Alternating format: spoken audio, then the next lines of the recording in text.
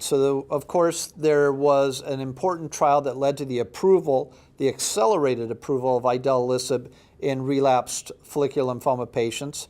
It was actually a single-arm phase 2 trial in about 75 patients. There were some small lymphocytic lymphoma patients in there as well, primarily follicular lymphoma patients. And the overall response rate was around close to 60%, around 58%. That's a good, important single-agent response data that led the FDA to approve the drug on an accelerated basis. The duration of remission was on the order of around 10 months at a median, so we'd love to see that extended, and maybe we will with combinations or further different approaches of using these novel drugs. But that's a meaningful approach in patients that have had very fast progressions, like our patient, with a progression on the order of only a few months after chemotherapy, our CHOP in this case. I think idelalisib is a reasonable, important drug for us to remember in this space, as I've said. I have a lot of experience using idelalisib, and I'm very comfortable using it. But you have to understand how to use idelalisib. But using any of these PI3 kinase inhibitors would not be unreasonable. I think most of us have the most experience with idelalisib. But I think giving copanlisib or duvelisib in this space would have been very reasonable as well. Importantly, you need to understand, though, how to manage these patients with their adverse events. That's the most important thing to really understand with idelalisib, as well as the other PI3 kinase inhibitors. Idelalisib has a few major adverse events that you have to pay attention to. The first one is diarrhea, and it's an inflammatory diarrhea that can happen a little bit later on therapy. In fact, months later. Median time to development of inflammatory diarrhea is on the order of 6 to 9 months or so.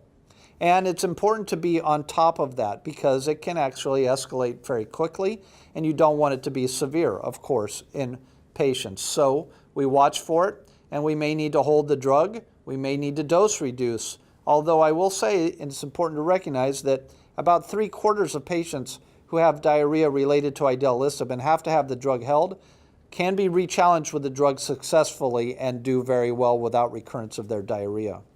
It's important to also know that the best and most important treatment for an inflammatory diarrhea related to idelalisib is steroids. So use of either topical steroids like budesonide or more commonly systemic steroids like prednisone is very important to use.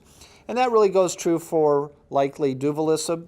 Copanlisib has a little different approach. It doesn't really cause as much diarrhea, but understanding that diarrhea can be an issue with this class of drugs.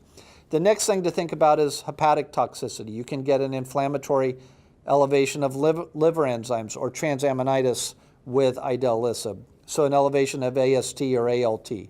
It's completely reversible. It's usually mild, and it usually responds well to just holding the drug. But again, the vast majority of patients will be able to be rechallenged and do very well by going back on the idelalisib if you do see that. If you see the transaminitis, it happens early. You're going to be watching for it in the first 3 months of use of idelalisib. And then the last thing to really know about as a major problem that could happen with idelalisib is a pneumonitis. It's an inflammatory reaction that happens in the lungs.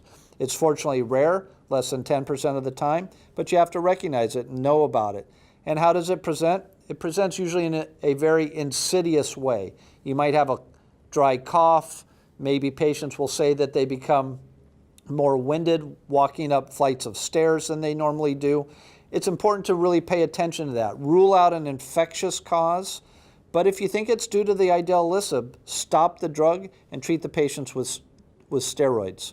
If in fact you think it's a pneumonitis due to idelalisib and that's the process you go through, don't rechallenge a lung inflammation event with more drug. Once you see that, or if you see that, no more idelalisib for that patient.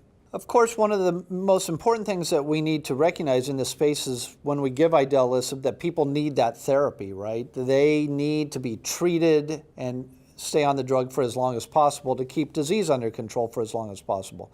That's why, again, we have to pay close attention for diarrhea, transaminitis, or pneumonitis in these patients and intervene quickly and early if we need to. So again, that might be with a dose reduction or a dose hold and or perhaps treatment with steroids as we've discussed. But in general, you want people to stay on the therapy. So if you can be proactive, staying on top of it, you'll be able to re-challenge most patients with the therapy, and they will not end up being non-compliant or reluctant to go back on treatment because the adverse events, the diarrhea as an example, was so severe.